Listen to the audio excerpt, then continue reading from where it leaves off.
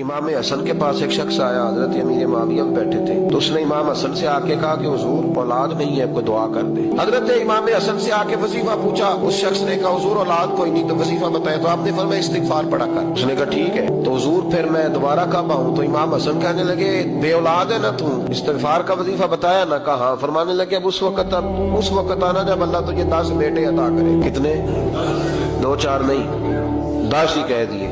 تو حضرت امیر معاویہ رضی اللہ تعالیٰ دیکھا، کہنے لگے حسن اتنا بڑا دعویٰ؟ آپ فرمانے لگے میں نے کہہ دیا نا تو اللہ فضل کرے گا، ہاں ہاں اللہ خیر کرے گا، خیر ہو جائے گی۔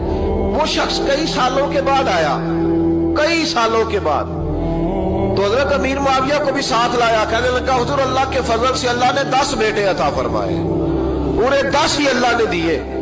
تو حضرت امیر معاویہ کہنے لگے جناب بات تو آپ کی سچی ہو گئی، پر مجھے بھی بتائیے وظیفہ کہاں سے لیا؟ فرمانے لگے قرآن پاک سے، سورہ نوح کی